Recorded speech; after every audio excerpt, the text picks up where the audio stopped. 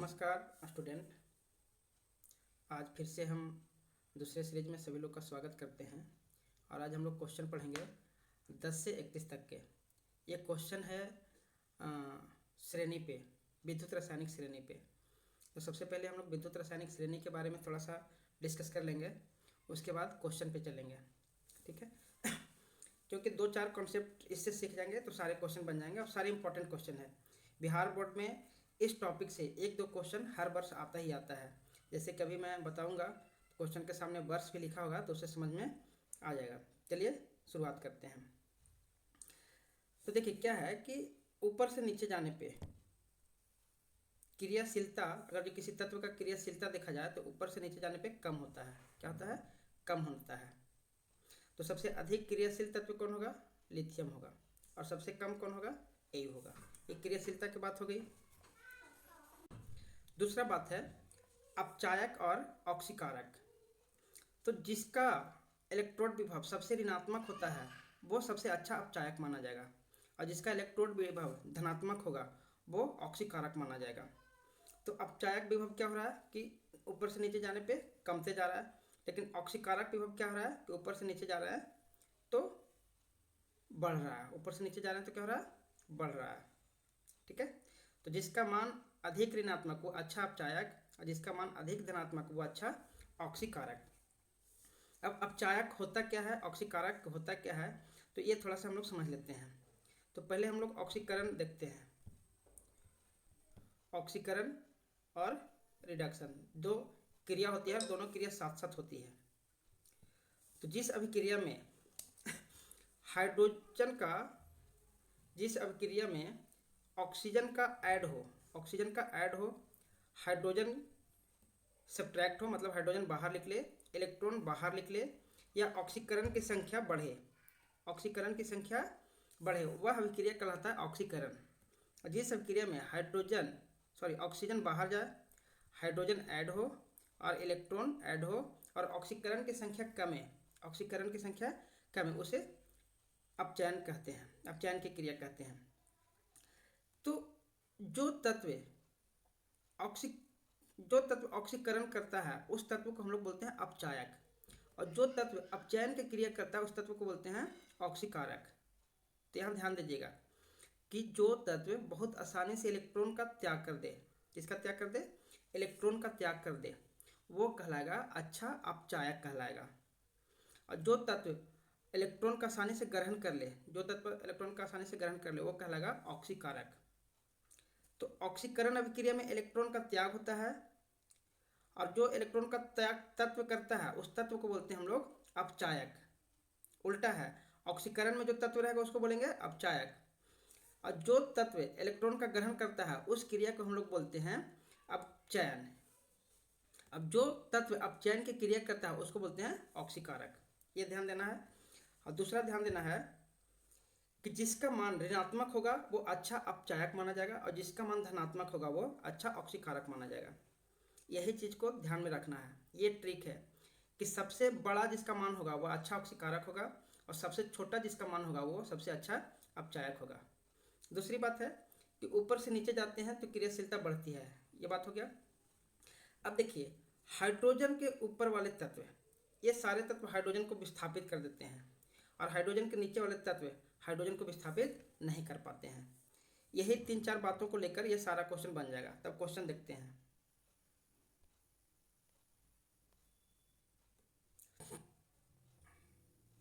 देखिए पहला क्वेश्चन है कि 4 धातु दिया हुआ है, मानक इलेक्ट्रोड विभव क्रमशः दिया हुआ है। इन धातुओं की घटती हुई सक्रियता के क्रम में लिखना है। घटती हुई का मतलब क्या? सबसे अधिक क्रियाशील आगे रहेगा और सबसे कम क्रियाशील पीछे रहेगा। तो क्या बताया? जिसका मान अधिक ऋणात्मक होगा वो अधिक सक्रिय होगा। तो देख लेते हैं, यहाँ पे अधिक ऋणात्मक किसका है?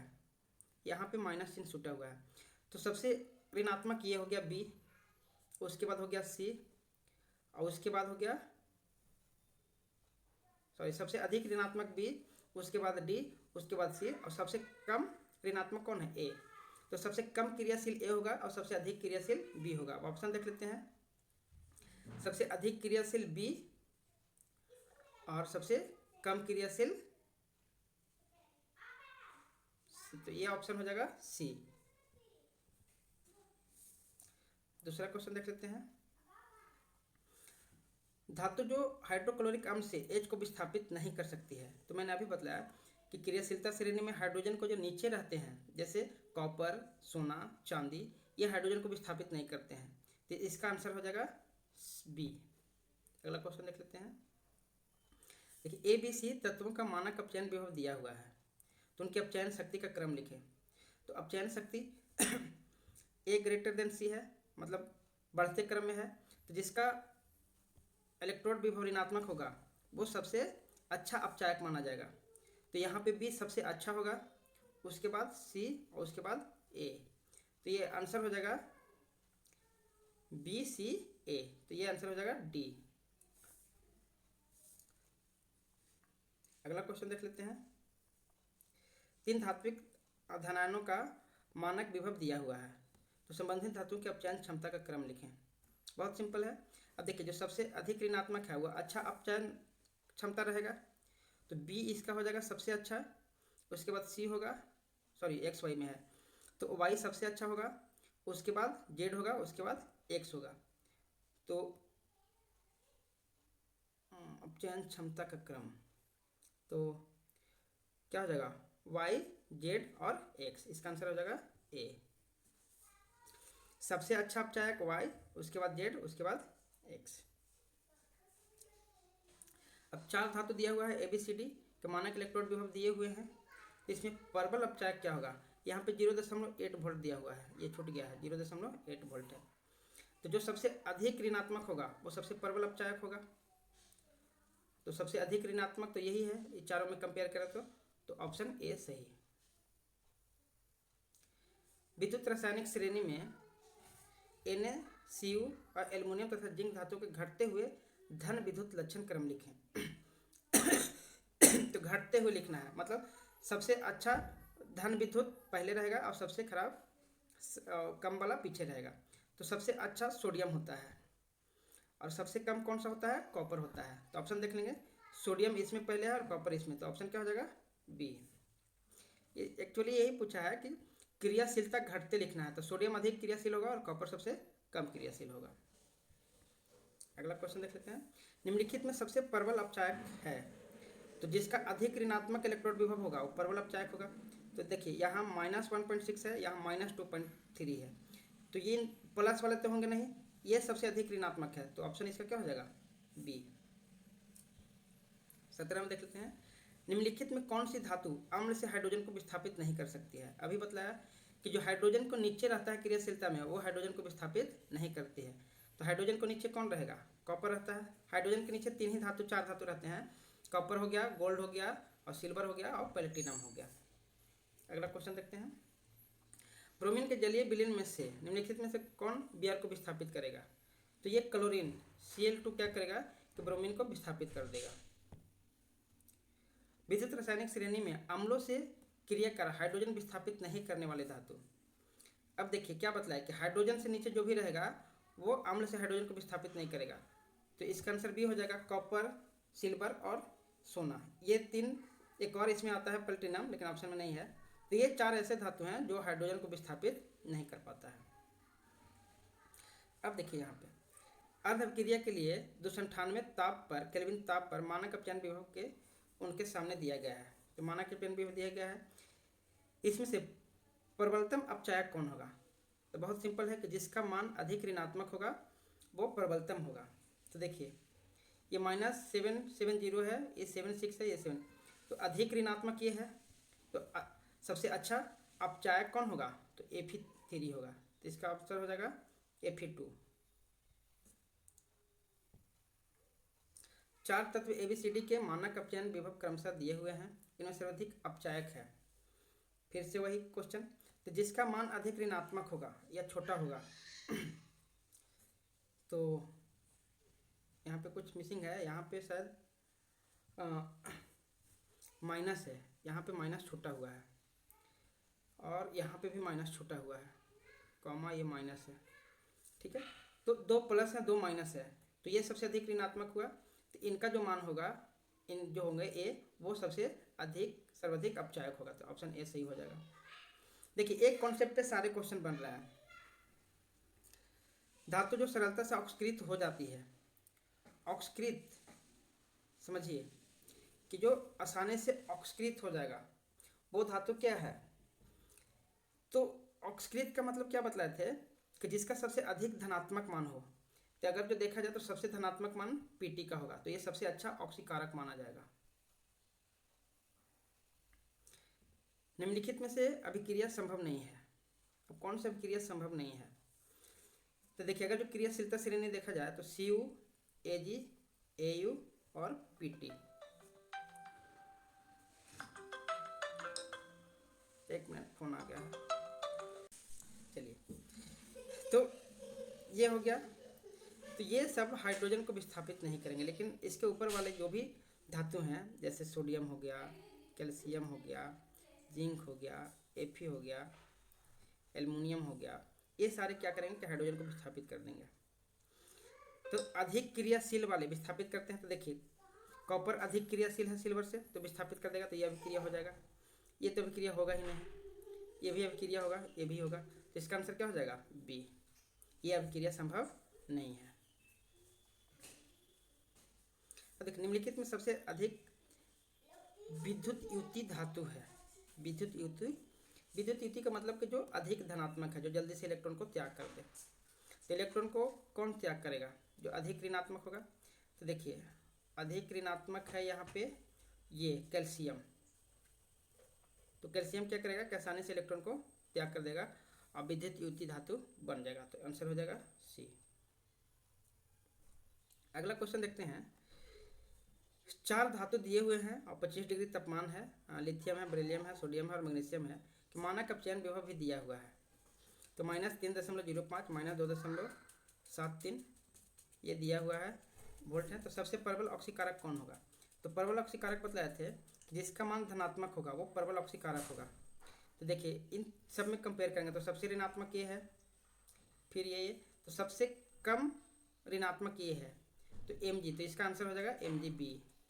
ठीक है, अगला क्वेश्चन देखते हैं। लिथियम से 1 इलेक्ट्रॉन त्याग कर लिथियम प्लस बन रहा है, बेरिलियम से 2 इलेक्ट्रॉन त्याग करके बेरिलियम प्लस, सोडियम से 1 इलेक्ट्रॉन, युग्मक मानक ऑक्सीकरण विभव क्रमशः दिया हुआ है सबका। तो सबसे प्रबल ऑक्सीकारक कौन होगा? तो जिसका अधिक धनात्मक होगा वो प्रबल ऑक्सीकारक होगा। ठीक है, तो जो यहाँ पे क्वेश्चन दिया हुआ है उसके अकॉर्डिंग सबसे अधिक धनात्मक ये है, तो प्रबल ऑक्सीकारक भी क्या होगा? Li होगा।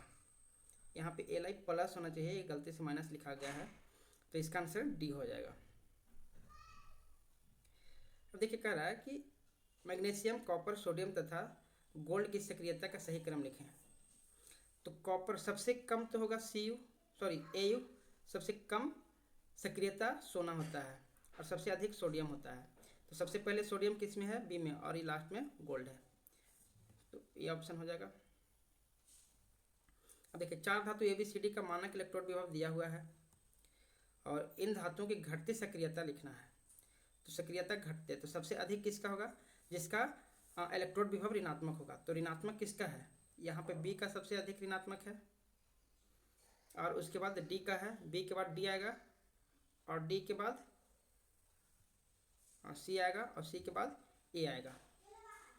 तो घटती हुई विक्रियाशीलता, तो बी आएगा, बी के बाद डी, डी के बाद सी, ये ऑप्शन सही हो जाएगा आपका। तत्व ABCD के मानक अपचयन विभव क्रमशः इतना तथा इतना। तो इसमें सबसे अधिक प्रबल ऑक्सीकारक, तो प्रबल ऑक्सीकारक कौन होगा? जिसका अधिक धनात्मक मान होगा। तो देख लेते हैं, यहाँ पे ये ऋणात्मक है, ये भी ऋणात्मक है, तो ये धनात्मक और ये धनात्मक, तो इन दोनों धनात्मक में ये अधिक धनात्मक है, तो ये प्रबल ऑक्सीकारक हो जाएगा। इसका मतलब ऑप्शन बी सही। कौन सा ऑक्साइड हाइड्रोजन द्वारा अपचयित होगा? तो देखिए जो ऑक्साइड वीक होगा, कमजोर होगा, वो हाइड्रोजन द्वारा आसानी से अपचयित हो जाएगा। तो सोडियम ऑक्साइड, ये सब देखिए अधिक क्रियाशील है, सोडियम हो गया, एल्युमिनियम हो गया, मैग्नीशियम हो गया, लेकिन जो सिल्वर है ये कम क्रियाशील है, तो इसका जो ऑक्साइड होगा वो वीक होगा, इसलिए इसका आंसर हो जाएगा ये हाइड्रोजन इसको बहुत आसानी से क्या कर देगा? अपचयित कर देगा। ठीक है, ऐसे भी बोले हैं कि अधिक क्रियाशील कम क्रियाशील को अपचयित कर देगा। तो हाइड्रोजन से ये सब ज़्यादा क्रियाशील है और सिल्वर क्या है, कम क्रियाशील है, तो यहाँ पे सिल्वर ही अपचयित होगा, इसलिए आंसर हो जाएगा डी, सिल्वर ऑक्साइड। अब देखिए ABC 3 धातु दिए हैं, उनका इलेक्ट्रोड विभव दिया हुआ है। ये प्लस में है, ए का प्लस में है, बी का माइनस में है और सी का भी माइनस में है। तो अपचयन क्षमता का क्रम होगा, तो अपचयन क्षमता का क्रम क्या होगा, जो सबसे अधिक ऋणात्मक होगा वो सबसे अच्छा अपचयन होगा। तो यहाँ पे ऑप्शन हो जाएगा बी सी ए, बी सी ए, ऑप्शन डी। तो आज इतना ही रखते हैं। देखिए थोड़ा सा क्रियाशीलता अगर जो हम लोग समझे तो कितना आसानी से सारे क्वेश्चन बन गए। एक दो टॉपिक चीज़ समझ गए कि ऊपर से नीचे जाते हैं तो क्रियाशीलता कमता है, ऊपर से नीचे आते हैं तो इलेक्ट्रोड विभव का मान बढ़ता है, ठीक है। सबसे ऊपर वाला अच्छा अपचायक होगा, सबसे नीचे वाला अच्छा ऑक्सीकारक होगा, और जिसका मान जितना अधिक ऋणात्मक होगा वो अपचायक होगा, जिसका मान इलेक्ट्रोड विभव का मान जितना धनात्मक होगा वो अच्छा ऑक्सीकारक होगा। यही बिंदुओं पर ये सारा क्वेश्चन बन गया। तो अगला सीरीज में इस चैप्टर के सारे क्वेश्चन बन जाएंगे, इसके बाद हम लोग सब्जेक्टिव की ओर चलेंगे। चलिए सभी लोग को हैप्पी दिवाली एडवांस में, और अब लगातार एक एक वीडियो आप लोग को मिलते रहेगा। धन्यवाद।